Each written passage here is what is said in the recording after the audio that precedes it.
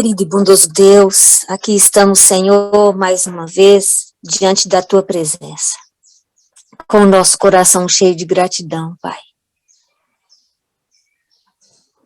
Mesmo tendo nós um coração infiel, mas o Senhor é Deus, e o Senhor é fiel para conosco.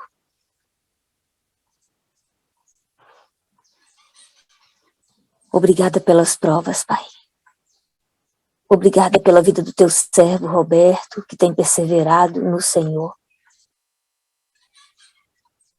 Obrigada pela mensagem que o Senhor deu a ele e que agora será transmitida a nós.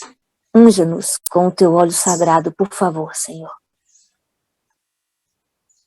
Seja o Senhor a continuar administrando essa sala. Conecte-nos completamente com o Senhor, com o teu reino. Por favor, Paizinho. Perdoe os nossos pecados. Dá-nos aqui um momento de aprendizagem, como tem sido todos os dias. Em nome de Cristo Jesus. Amém, Senhor. Amém. Bem, Roberto? então, só uma recapitulação rápida. Daniel, ele está muito preocupado. 539 ali, 538, já passou-se um ano e as coisas não aconteceram do jeito que ele estava prevendo, do jeito que a Jeremias falou, né? É bom nós entendermos que Ciro, ele vem, né, e libera, e aí vai ter um conflito no capítulo 10, tá? Então, essa liberação vai acontecer, mas depois vai ter aquele conflito entre o bem e o mal, que nós vamos ver a partir de amanhã. Mas Daniel fica preocupado, porque ele começa a ver a visão do capítulo 7, vou dar uma voltadinha aqui, então, ele começa, 60 anos já foi, 538 chegou, nada acontece, Daniel não vê uma perspectiva do que está acontecendo, para ele já devia ter resolvido, porque 70 anos já foi, e aí ele começa a lembrar de Daniel 7, onde tem lá os animais, o chifre pequeno, 1260 anos, tribunal 60. Depois ele lembra do capítulo 8, mesma coisa, o chifre que se engrandeceu, o templo seria purificado. Aqui é a ideia que Daniel está tendo, por enquanto Daniel entende isso. Aí ele começa a ficar com medo, porque ou é 1260 agora, ou é 2300 anos agora, não é mais 70.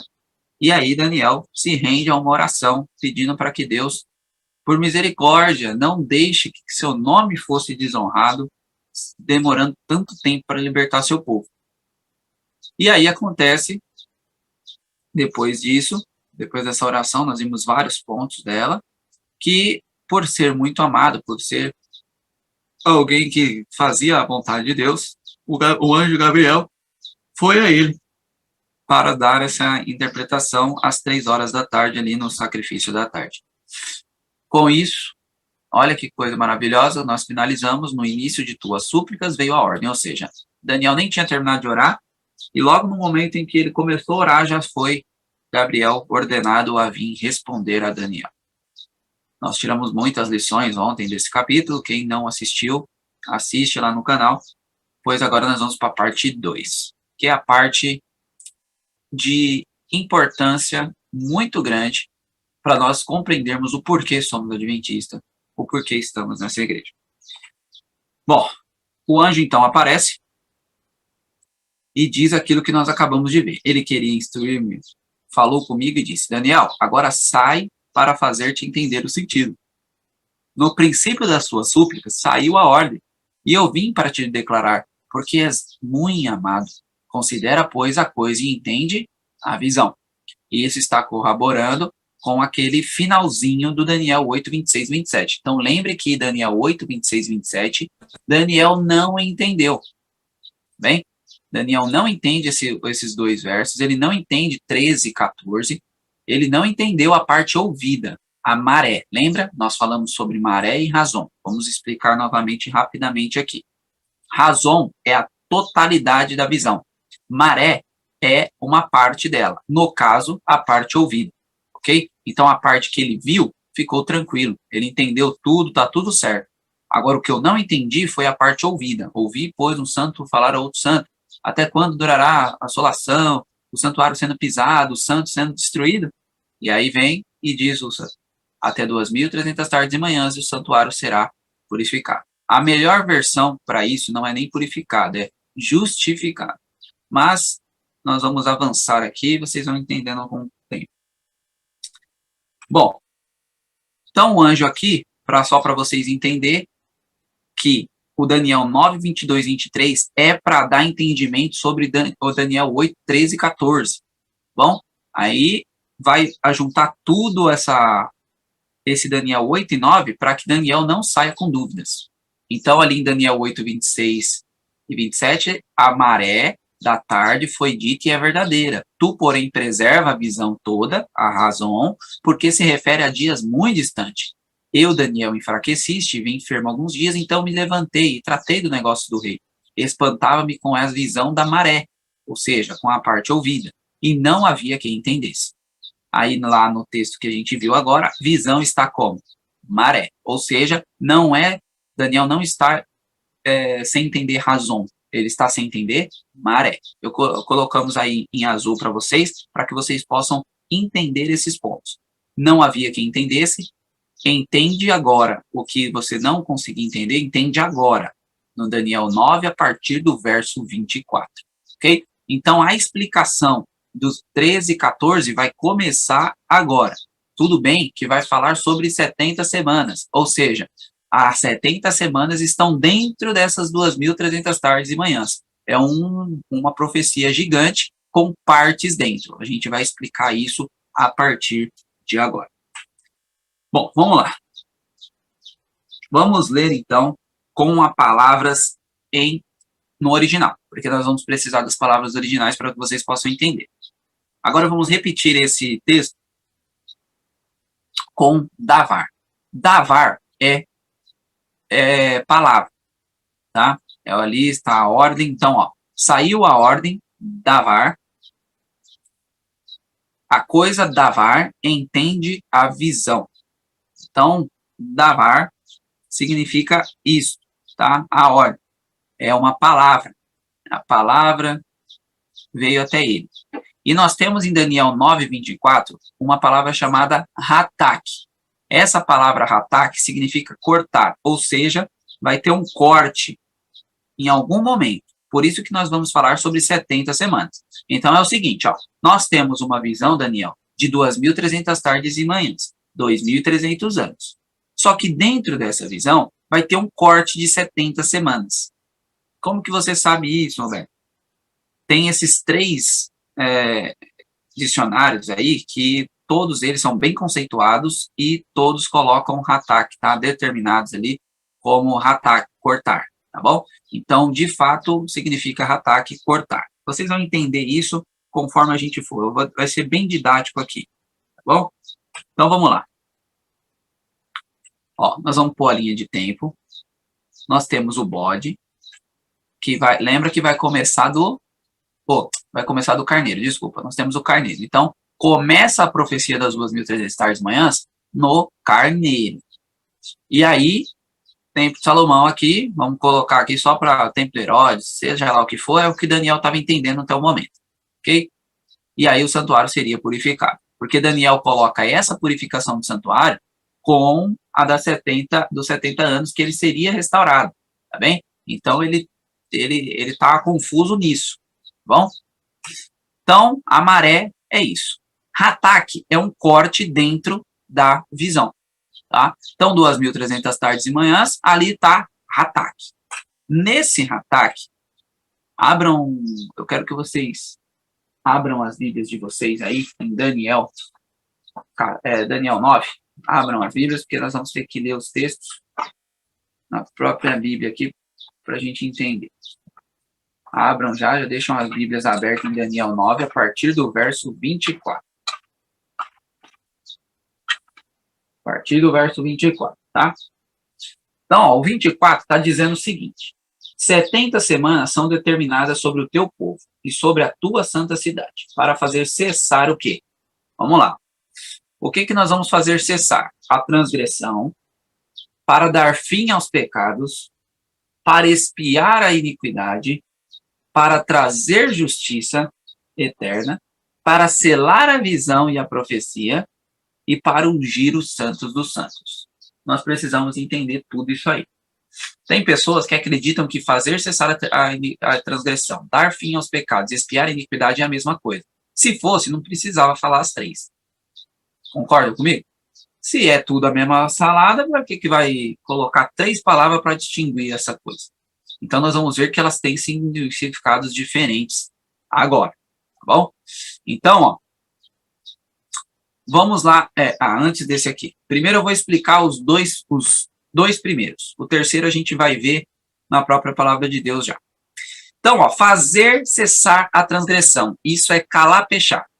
A ideia é restringir a transgressão. Em quem isso aconteceu? Jesus, quando entra no Getsemane. Tá bom?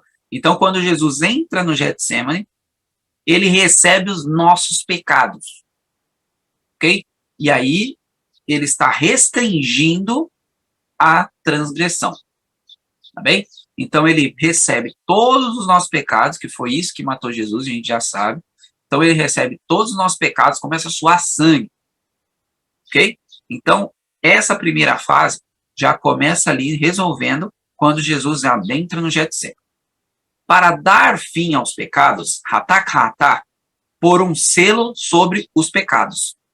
Tá? Então, esse para dar fim aos pecados, primeiro ali, é para restringir a transgressão. O segundo é para colocar um selo. Vamos supor, para vocês entenderem, é como se você tivesse um recipiente, você pegasse uma tampa, colocasse tudo dentro que você precisa, no caso o pecado, e colocasse uma tampa. Ou seja, é um selo, está selando, isso aqui não vai dar mais problema para nós. Ok? Então é isso que Jesus fez. A ira de Deus foi oferecida a Cristo e ele não queria tomar essa ira, certo? Afasta de mim esse cálice, se possível. Só que aí ele diz o seguinte, mas seja feita a tua vontade. Ou seja, Cristo aceita o destino, aceita o selo.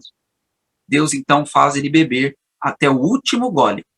E ele foi tratado como eu e você merece, para que eu e você pudéssemos ser tratados como ele merece.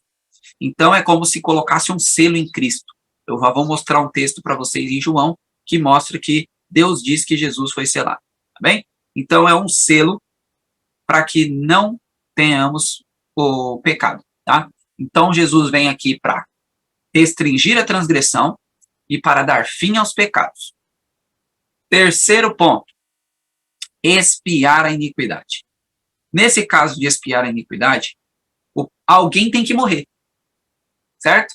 A expiação é isso, alguém tem que morrer para que eu possa viver. E aí é justamente onde Jesus entra na batalha e troca de lugar comigo, com você.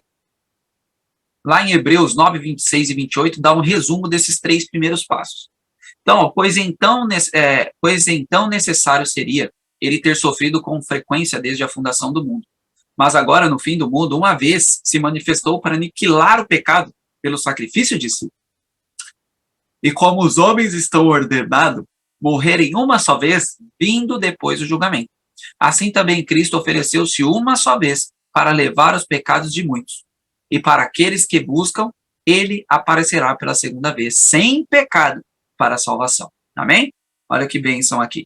Então, meus irmãos, esses 3 pontos são coisas diferentes. Então, ó, primeiro, Jesus, ele restringe a transgressão, dá fim aos pecados, ou seja, coloca um selo nisso, e por último, ele vai expiar todos esses processos para mim e para você. Ele vira o nosso sumo sacerdote, tá bem? Então, esses são os 3 primeiros passos ali de que Daniel está se referindo. Na verdade, o anjo está se referindo, que aqui é o anjo que está falando com Daniel.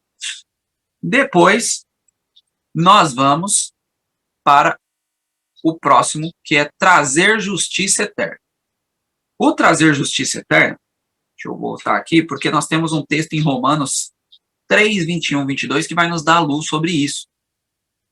Mas agora a justiça de Deus se manifestou sem a lei, tendo o testemunho da lei e dos profetas. A justiça de Deus, que é o quê? Pela fé de Cristo para todos e sobre todos os que creem, porque não há diferença. Nós também temos lá em Isaías 53:11, ele verá o penoso trabalho de sua alma e estará satisfeito. Pelo seu conhecimento, meu justo servo justificará muitos, porque ele carregará as iniquidades deles. O que seria trazer a justiça eterna? É justamente a justiça de Cristo. Ok? Jesus justifica mediante o quê? A fé. Nós precisamos acreditar em Deus, nós precisamos entender justiça de Cristo, entender justificação pela fé, para entendermos justamente o que Daniel viu aqui que o anjo quis trazer. Trazer a justiça eterna. Jesus fez isso. Depois nós temos selar a visão e a profecia. Só um minuto aqui, meus irmãos. Deixa eu ver.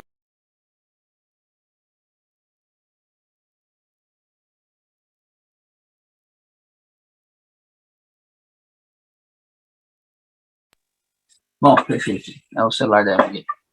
Então, ó, selar a visão e a profecia. Que texto nós vamos usar para isso, Roberto? Vamos lá em Lucas 24:19. A ele disse-lhes quais coisas, e eles lhe disseram a respeito de Jesus de Nazaré, que foi um profeta o quê? Poderoso, em feitos e palavras diante de Deus e de todo o povo. Ou seja, Jesus é o profeta, tá bem? É ele que vai selar essa visão e a profecia, porque ele é o profeta.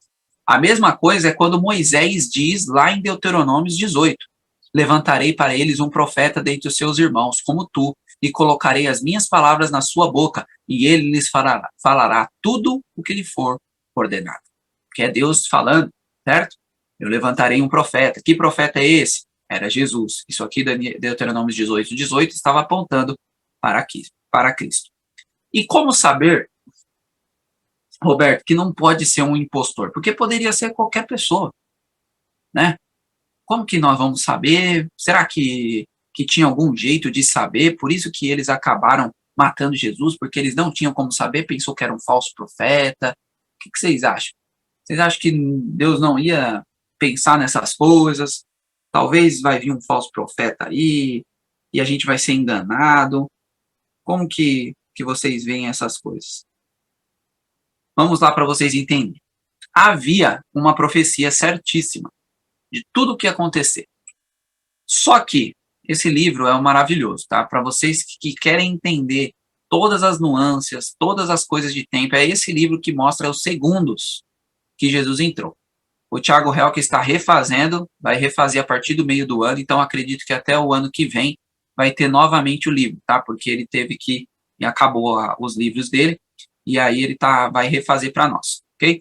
Então, mais para frente, quem sabe, nós adquirimos. Eu ainda não consegui adquirir o livro, mas já falei com ele já guardou o meu. Então, vamos lá, ó.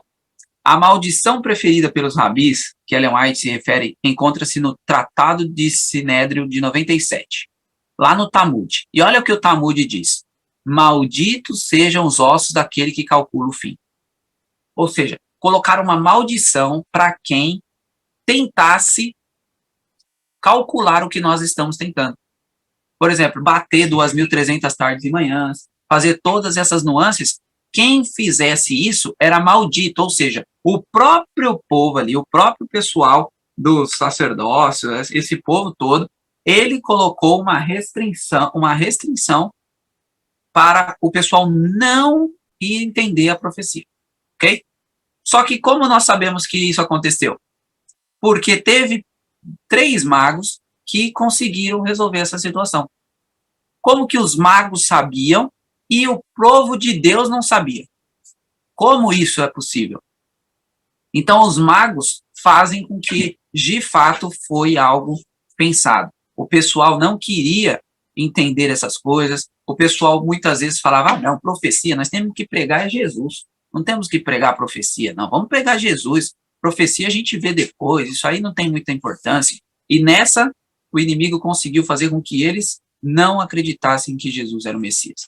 Ou seja, 3 magos que não eram judeus conseguiram chegar até Cristo. E os judeus que deveriam ter tudo na ponta da língua, tá? Porque Jeremias falou, Isaías falou, eles não tinham essa ideia, ok? Então, meus irmãos, foi colocado um maldito. Quem entendesse, quem fosse tentar descobrir se Jesus era o profeta verdadeiro ou não, era maldito na boca dos líderes. Levando isso, vamos para João 6,27, que é aquela parte que eu falei do selo para vocês. Trabalhar e não pela comida que perece, mas pela comida que dura para a vida eterna, a qual o Filho do Homem vos dará, porque a ele Deus o Pai o selou. Tá vendo? Então, o Pai o selou. Espero que vocês tenham entendendo aí. Então, das 6 que nós falamos, só está faltando uma. Então, fazer cessar a transgressão, Getsemane, dar fim aos pecados foi no mesmo momento. Então, quando Deus recebe todos os nossos pecados, Deus os sela, ok? Ele expia, então, a nossa iniquidade, traz justiça eterna, sela a visão e a profecia, porque ele é o profeta de que foi falado todas as coisas, e só está faltando ungir o Santo dos Santos, e aí vocês já viram também, lá quem assistiu a série do Santuário, viu que Jesus, quando ele resolve todas as questões aqui, ele sobe, unge o santuário e desce para ficar com os discípulos, tá bom? Se alguém de vocês tiver algum erro, alguma coisa nesse sentido, se vocês tiverem alguma dúvida, nós vamos ter, se eu não me engano, quando nós falamos sobre isso, acho que foi o dia 21, ou foi o dia 21, ou foi o dia 22 lá do santuário, tá bom? Vamos avançar então. Daniel 9, 25 a 27. Porque nós agora, irmãos, temos que entender todas essas nuances, e Jesus tinha tudo matemático, tá? Antes de nós falarmos sobre a data em si, ok? Nós vamos mostrar para você o que de fato iria acontecer em cada ponto. Então, vocês precisam se familiarizar com os pontos para depois a gente entrar com as datas, tá bom? Então, vamos entrar com os pontos. A parte de ungir o santuário está lá em Êxodo 49, tá? Da mesma forma que Moisés ungiu no Êxodo 49, Jesus também tinha que ungir. Vamos lá. Saiba, portanto, e entenda que desde a saída do mandamento de restaurar e construir Jerusalém até o Messias, o príncipe, será 7 semanas. E 62 semanas a rua será construída novamente, o muro, o mesmo em tempos tenebrosos. O que seria isso? Por exemplo, vai ter um decreto, teve 3, tá? Teve 3 decretos, só que o último decreto aconteceu exatamente o do texto que Daniel acabou de receber. Então, no Êxodo 9, Daniel 9, 25, cumpre-se aquela parte, restauração e construção de Jerusalém. O que acontece aqui? Por que tempos tenebrosos? Meus irmãos, esses tempos tenebrosos era porque tinha problema. Isso foi na época de Esdras. E, olha, tinha problema dentro, o próprio povo de Israel estava dando problema, tinha Sambalá, Tobias, todo aquele povo fora. Então, meus irmãos, a coisa era feia, ok? Eles não queriam deixar isso ser construído de jeito nenhum. E vocês sabem bem o porquê. Porque Satanás passou todo o período do Velho Testamento tentando não deixar que Jesus nascesse. Então, novamente, ele tentou arrumar um jeito. Porque se o santuário, como o Caio falou ontem, se o santuário não é restaurado, se Jerusalém não restaura, se as coisas não acontecem do jeito que tinha que acontecer, como que Jesus viria? Então, Satanás, logicamente, fez de tudo para não deixar com que isso acontecesse. Então, aí vem tempos angustiosos, mas Deus resolveria a situação, né? Aqui diz, e após 62 semanas o Messias será cortado, porém não por si mesmo, e o povo do príncipe que virá destruirá a cidade e o santuário, e o seu fim será como uma inundação, e até o final da guerra desolações estão determinadas.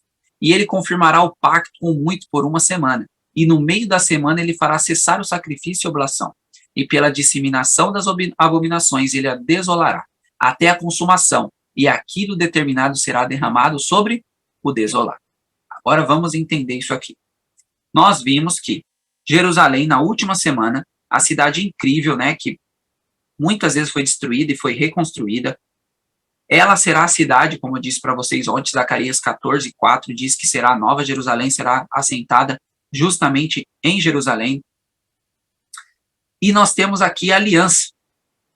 no fim da aliança, a aliança terá um novo começo, né? No capítulo 9. Isso está em Mateus 26, 28. Por quê? Se vocês pegarem os nossos temas lá de santuário, por isso que era importante que todos tivessem assistido o santuário.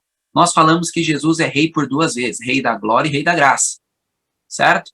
Então Jesus é rei da graça e ele será o rei da glória quando voltar para nos buscar. Então, ele cumpre a primeira aliança e vai cumprir a segunda aliança, tá bem? Tem pessoas dentro do Adventismo que acreditam em uma aliança só.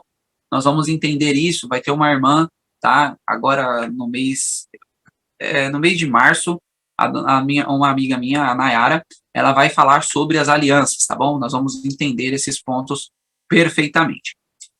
Questões aqui. Marcos 1, 14 e 15 fala sobre o reino da graça. Mateus 25, 31 fala sobre o reino da glória. Tá bom? Então, assim, Jesus, como Moisés, vai no monte. Lembra que Jesus subiu no monte, lá no Mateus 5, e começou a fazer o sermão do monte? Ou seja, Moisés fez isso no Sinai também. Ok? Então, vocês veem que Moisés e Jesus têm uma interligação. A vida de Moisés, desde o começo até o fim, também, ali do começo, ele foi perseguido pelo Egito, Jesus também. Então, teve várias nuances que Moisés e Jesus tiveram. Ambos foram intercessores, ambos ungiram o santuário, ambos compactuaram com uma aliança, tá bem? Então, Moisés é muito tipo de Cristo. Tanto que em Hebreus diz que Jesus é o segundo Moisés, tá bem? Então, Jesus faz lá no monte o seu sermão com seus discípulos e essa mensagem iria até Estevão. E quando chegasse em Estevão, seria novamente rejeitada. Vocês vão ver já já que Estevão, ele começa a contar lá em Atos 7, toda a história do povo, desde o Gênesis. Ele sai contando a Bíblia, ou seja, ele está fazendo um juízo, e aquele juízo teria um fim. Nós já vamos explicar para vocês. Então vamos lá para nós entendermos aqui. Saída da ordem para restaurar e edificar Jerusalém. Nós temos Jesus, certo? Que nesse meio ele seria batizado. Então, 7 semanas, mais 62 semanas, mais uma semana. Daria o quê? 70 semanas. Que seriam, em anos, 490 anos. Porque uma semana tem 7 dias, certo? Então, 7 vezes 7, 49. 49, né, dá 490 anos, tá bem? Isso aqui não é difícil vocês entenderem, é no processo de ano, como a gente falou, mas eu já vou explicar para vocês melhor já já. Então, são 70 semanas. Eu não coloquei, vamos colocar a morte quando Jesus será morto aqui. Vamos supor que a gente não saiba aonde foi isso aqui, tá bom? Porque Daniel está recebendo as coisas do anjo e ainda está processando, tá bem? Então, Daniel está tentando processar. Então, ó, para a cabeça de Daniel, é isso que vai acontecer. Ele falou sobre a ordem para restaurar e edificar Jerusalém. Ele falou sobre o batismo. Ele falou sobre a morte. E ele falou que o santuário seria purificado. Então, para Daniel, ó, a coisa vai acontecer aqui, desse jeito. Aí, começa a se explicar melhor. Por quê? Eu coloquei um fogo aqui para que vocês possam entender que o santuário seria destruído. O texto diz que o santuário seria destruído e não restaurado. Aí, ó, nós, depois que o texto anda um pouco, diz que Jesus, então, faria o quê? Faria cessar no meio da última semana. Ou seja, uma semana tem 7 dias, 7 dias vezes profético são 7 anos, então 7 anos dividido por 2 dá 3 anos e meio para cada, certo? Então, 3 anos e meio, Jesus o quê? Faria cessar a oblação, faria cessar o sacrifício, e depois teria mais 3 anos e meio, que seria o fim das 70 semanas. Que essas 70 semanas seria o quê? Para o povo. Lembre que no texto ele diz, isso aqui é para o teu povo, Daniel. As 2.300 tardes e semanas não é para vocês. Isso aqui é outra coisa. Agora, para o teu povo, aquilo que o teu povo precisa entender, é isso aqui. Então, meus irmãos, fariseus, saduceus, todo aquele povo, liderança, tudo sabia o que tinha que fazer, sabia como seria. Daniel deixou bem claro isso, o anjo explicou, detalhou para Daniel, detalhou para Jeremias, detalhou para Isaías, tudo estava cronometrado, tudo estava certo. Eles não acreditaram porque eles não quiseram, ok? E muitos de nós estamos caindo nos mesmos erros. Talvez nós estamos dentro da igreja adventista e nem sabemos explicar como que o movimento surgiu em 1844. Tá bem? Então, temos que tomar muito cuidado para não ser essas pessoas que, não vamos entender de profecia, não. Profecia não tem nada a ver. Ok? Então, agora que vocês estão entendendo um pouco do que iria acontecer, saída da ordem, batismo, morte e o santuário destruído. Vamos colocar as datas agora. Então, princípio de ano, já falamos para vocês que quando aconteceu aqui, por exemplo, em Números 14, vossos filhos serão pastores neste deserto 40 anos e levarão sobre si as vossas infidelidades, até que o vosso cadáver se consuma neste deserto, segundo o número dos dias em que espiaste a terra. Eles espiaram 40 dias, ficariam o quê? Cada dia representando um ano, ficaria 40 anos.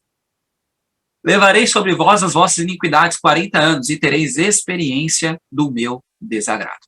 E nós temos também o invertido, né? Lá em Ezequiel, também pode ser que ano seja dias. Como nós estamos se referindo a dias, a semanas, que semanas são feitas de dias e não de anos, então temos que usar números na equação, porque é algo profético. Todas as vezes que tem algo profético, dias são anos, ok? Então vamos lá para vocês entenderem agora.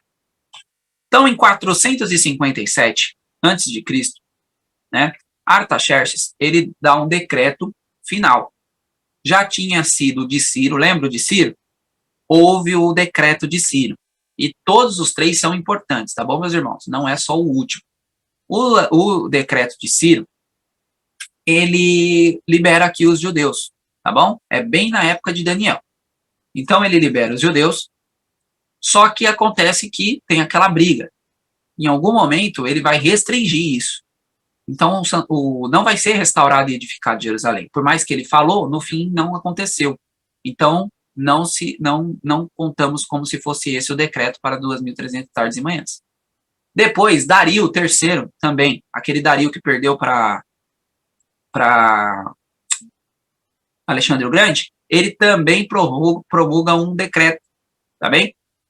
O que acontece? Tem um falso esmerde que aparece no trono do nada, tá? Ele usurpa o trono e ele cancela a construção do templo, tá bom? Então ele fala, ninguém vai construir nada. Chega de gracinha aqui. Vocês vão ser meu subordinado e acabou. Aí ele acaba sendo destronado. Dario entra no trono, verifica que Ciro tinha liberado a construção e libera reconstruir novamente. Só que novamente, mais à frente, isso é eliminado. Não consegue ser restaurado e edificado. Então, nós também não contamos com esse segundo decreto sendo para o início das 2.300 tardes e manhãs. Agora, o terceiro decreto, que foi de Artaxerxes, esse sim, o santuário foi restaurado e foi edificado.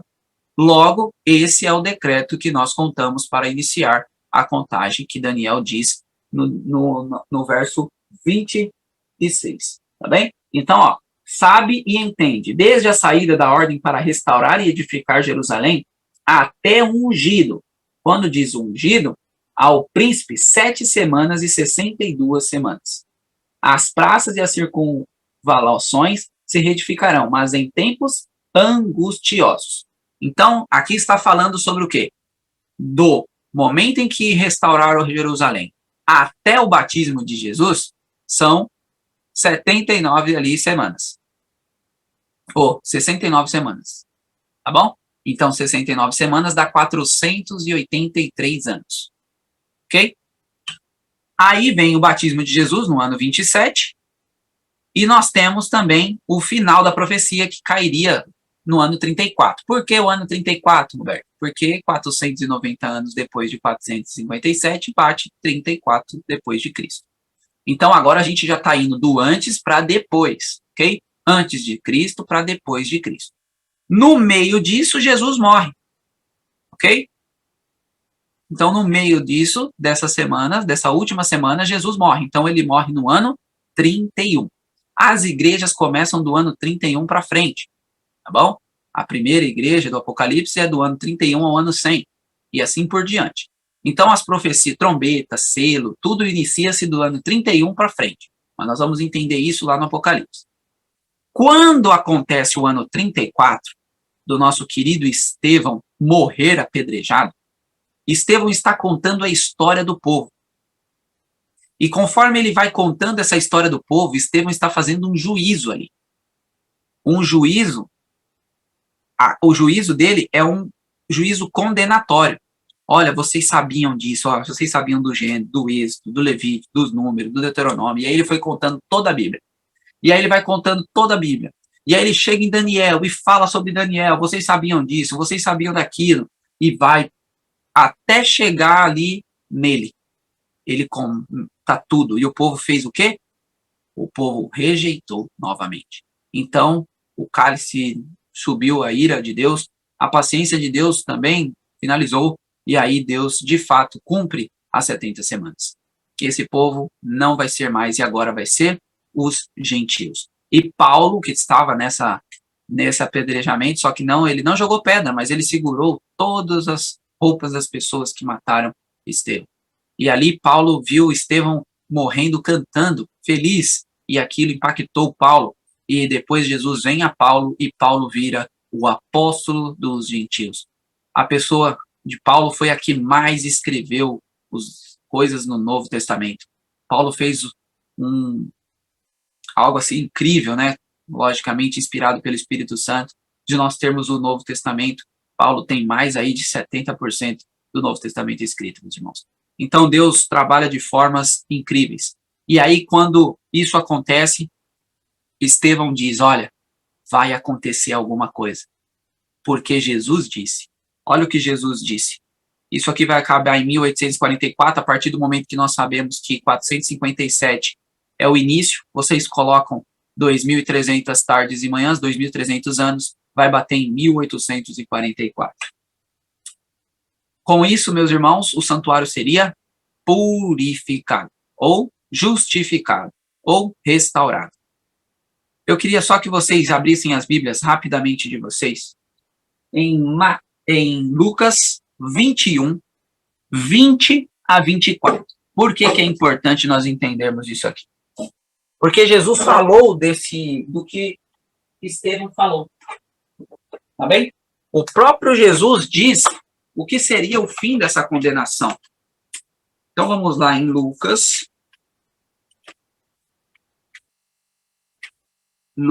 21, de 20 a 24. Diz o seguinte: quando virdes Jerusalém cercada de exército, então sabei que é chegada a sua o quê? A sua desolação. Vocês não ouviram Estevão? Agora o juízo vai ser, de fato, colocado em prática. Então deixai os que estiverem na Judeia fugirem para os montes, deixai os que estiverem no meio dela saírem, e não deixai os que estiverem no campo entrar nela, porque estes são os dias da vingança, para que tudo o que está escrito seja o quê? Seja cumprido. O que está escrito, meus irmãos? Aquilo que Daniel escreveu, aquilo que o anjo falou para Daniel tinha que se cumprir. Mas ai das grávidas e das que amamentarem naqueles dias, porque haverá grande aflição na terra, e a ira sobre este povo. E eles cairão ao fio da espada e serão levados cativos para todas as nações. E Jerusalém será pisada pelos gentios, até que o tempo dos gentios se complete. Ou seja, meus irmãos, o próprio Jesus falou que por eles negarem o que Daniel falou, por eles negarem o que todos os profetas falaram no Velho Testamento, Jerusalém seria novamente destruída. Agora, não teria santuário terrestre. Ou seja, qual é o santuário que as 2.300 tardes e manhãs está falando? Se não tem santuário na terra, só pode ser um santuário que existe. E esse é o santuário celestial. Porque muitas pessoas podem achar, não, mas aí o santuário poderia ser destruído em 1844. Mas não tinha santuário para destruir, ele foi destruído no ano 70. Cumprindo-se a profecia à risca. Nós vimos aqui que ele faria ele faria uma aliança com muitos, e esse muitos é eu e você, meus irmãos. Agora nós temos uma aliança, aquela aliança abraâmica, Por mais que aquela aliança, vocês vão entender sobre as alianças, eu não vou entrar nesses méritos, porque vocês precisam, vai ter 2 dias para nós entendermos ponto a ponto das alianças com a irmã Nayara. Mas é muito importante nós entendermos as questões da aliança, porque Jesus fez as alianças para que eu e você pudéssemos estar com ele muito em breve. Quem ouviu o que Jesus falou em Lucas 21, correu para Antioquia, que é onde nós temos as Bíblias hoje. Então, por exemplo, se os discípulos foram para Antioquia, para aquela parte da Turquia ali, da Síria, se eles foram para aquela região, e eu encontro inscritos lá no Egito, ou que nem acharam um inscrito desses dias de Alexandria, essa Bíblia pode ser verdadeira? O que é uma Bíblia? O que os cristãos iam fazer no Egito, um país pagão? Então, aqueles textos aqui, receptos ou não, do ano 70 para cima, meus irmãos, os discípulos foram para Síria, para aquela região da Turquia. Então, as Bíblias que vêm daquela região, né, os manuscritos que são achados nessa região, são mais, tem mais probabilidade de ser os discípulos que acabaram escondendo lá, ok? E quando é achado em locais que é meio suspeito, a gente tem que ficar com o pé atrás, tá bem? Não tem sentido nenhum ter uma Bíblia em Alexandria, certo? Sendo que em nenhum momento eles desceram para lá, tá bem? Então, meus irmãos, eu queria só fazer um apelo final, só recapitulando para ficar gravado na cabeça de vocês. Isso daqui, se vocês quiserem, eu vou mandar também um vídeo explicando ponto por ponto das 2.300 tardes e manhãs. Vocês assistam um vídeo no canal do Thiago Helker. Lá ele vai explicar ponto por ponto os 3 decretos. Será que é importante mesmo? Vocês vão ver, tá tudo explicadinho, detalhado. Aqui nós não temos tempo para abordar tantas coisas, mas eu vou mandar esse vídeo para vocês lá agora, daqui a pouco, quando acabar a sala, eu já mando o vídeo para que vocês possam assistir durante o dia. Então, ó, terceiro decreto de Artaxerxes, saída da ordem para restaurar e edificar Jerusalém, 457. Depois disso, vem o batismo de Jesus no ano 27. Jesus, então, morre no meio dessa semana final, no ano 31. No ano 34, Estevão é morto, porque ele faz um juízo condenatório. O povo não gosta do juízo, e ao invés de se arrepender, se reconciliar, tentar parar com as coisas, não. Eles matam Estevão e assim cumpre-se as 70 semanas. Eles rejeitaram o filho e agora rejeitaram o primeiro mártir. Esse é o primeiro seguidor de Cristo, certo? Morre nessa semana do ano 34. Então, a partir do ano 34, no ano 70, acontece aquilo que Estevão e aquilo que Daniel recebeu do anjo, de que o santuário seria destruído totalmente. Como isso ocorreu, Roberto? Primeiro, Roma vem, né, com Tito, e ele cerca ali. Ele cercou, só que aconteceu alguma coisa, e ele saiu do cerco. E aí eles voltaram. Então todo mundo achou, olha aí, tá vendo? Não vai acontecer nada, não. Aquela profecia de Daniel é uma furada. Tá vendo? Eles já foram embora, não vai acontecer nada. Depois eles continuaram com sua vida normal. Nem aí por que aconteceria. Depois vem Vespasiano e destrói tudo. Mais de 1 milhão de judeus morreu naquele dia. Santuário despedaçado. Olha, meus irmãos, foi uma catástrofe assim das gigantescas. E Jesus diz que isso é uma aplicação dupla, pois nós sofreremos novamente as mesmas coisas. Então, meus irmãos, não sabemos quando esse cerco vai aparecer, mas nós temos que ficar atento para o que será que é esse cerco? Será? Muitas pessoas falaram, olha, a pandemia é o cerco. Só que agora, não, pode ser, né? Agora está todo mundo voltando ao normal, todo mundo tranquilo, todo mundo fazendo alguma coisa. O que será que é esse selo? Não sei o que é esse selo. Esse selo não. Esse cerco. Não sei o que será esse cerco, meus irmãos, mas nós precisamos estar atentos, porque o cerco vai se repetir. Depois vai ter um tempo de paz, o cerco vai ser retirado. E quando esse cerco for retirado, ele vai voltar com toda a força para fazer cumprir o que a Bíblia diz. Então, nós vamos ver mais sobre isso lá no Apocalipse. Espero que eu peço aos irmãos que orem por esse ano nosso. Tem muita coisa boa que nós vamos estar aí tentando trazer para vocês. o inimigo está irado, mas nós estamos com Deus, que é maior do que tudo e todos. Meus irmãos, eu quero falar o último texto para vocês, que é um apelo para que nós reflitamos hoje. Enquanto o juízo investigativo prosseguir no céu, enquanto os pecados dos crentes arrependidos estão sendo removidos do santuário, deve haver uma obra especial de purificação ou de afastamento do pecado entre o povo de Deus na terra. Esta obra é mais clara apresentada na mensagem do capítulo 14 de Apocalipse. O que seria o capítulo 14 de Apocalipse, meu irmão? Isso chega a me arrepio. É o 144.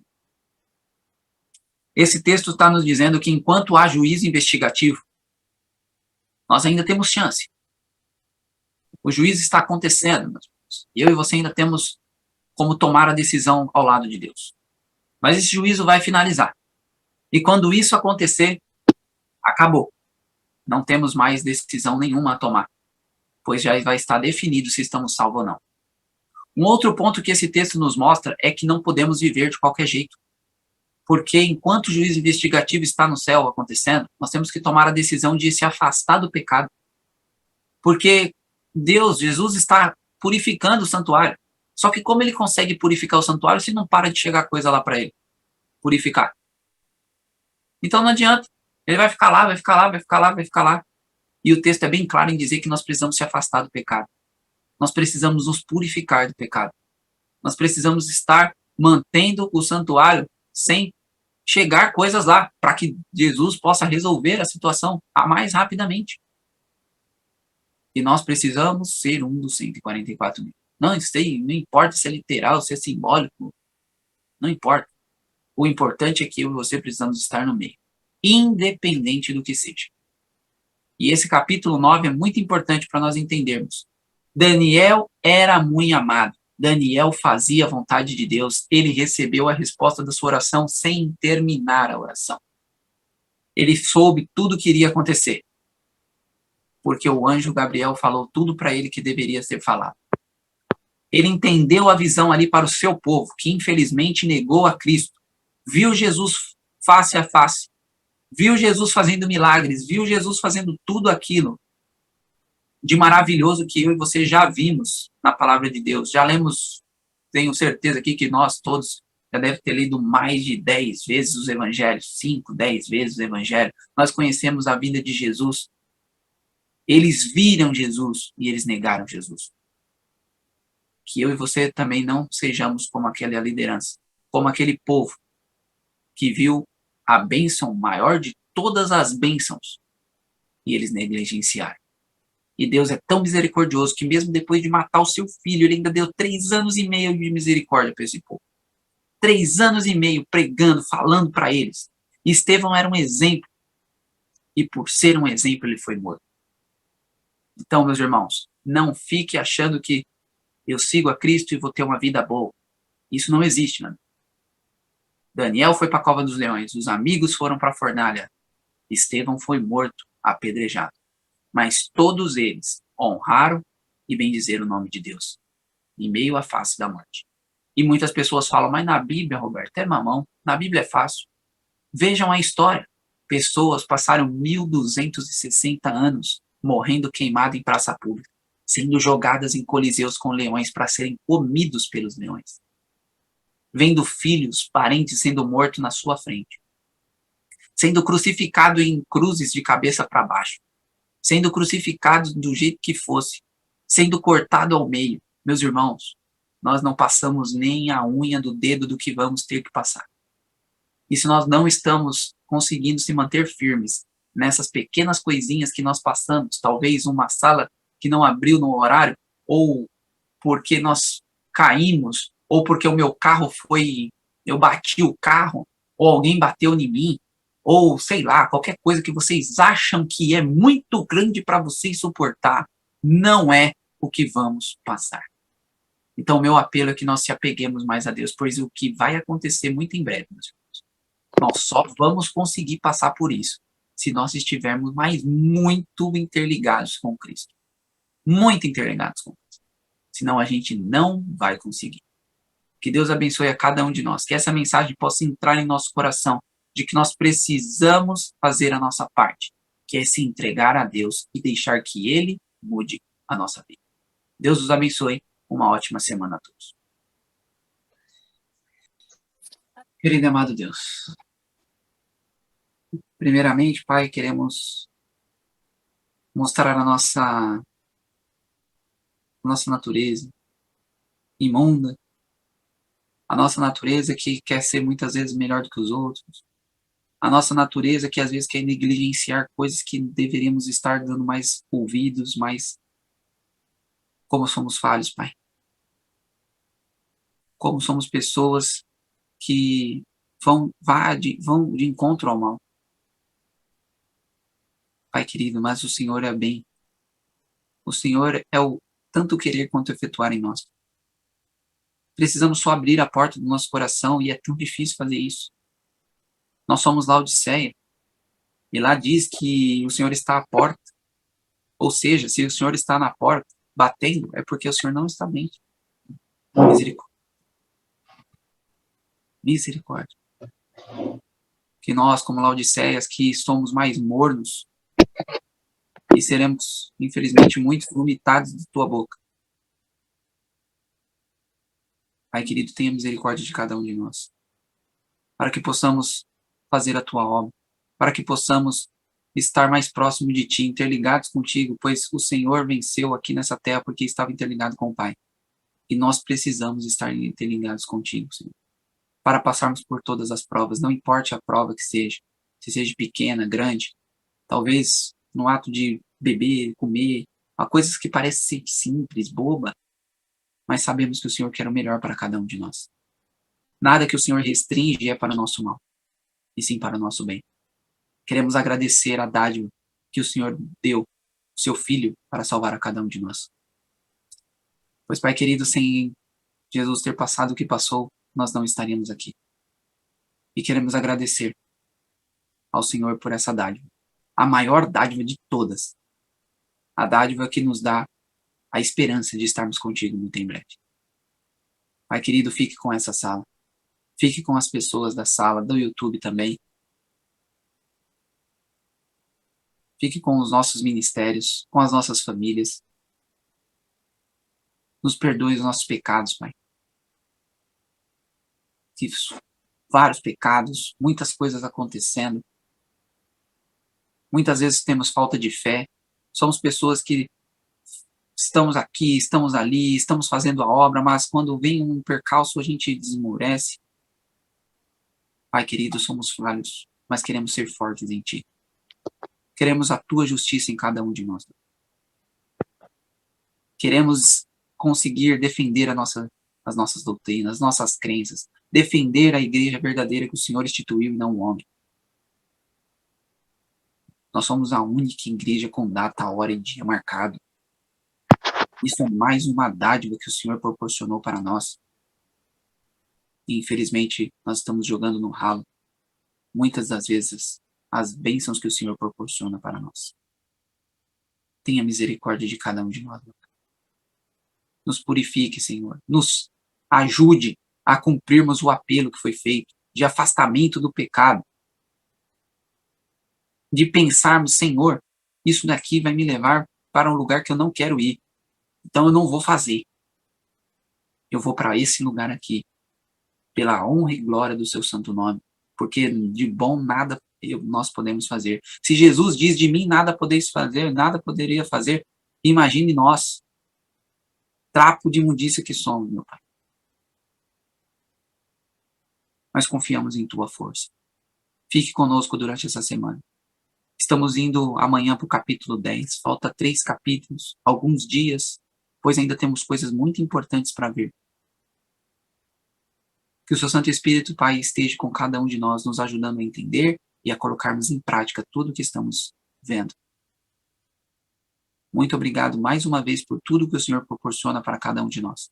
Fique com as meninas na Europa, com o processo que elas estão fazendo, para a honra e glória do seu santo nome, e as tragam de volta em segurança.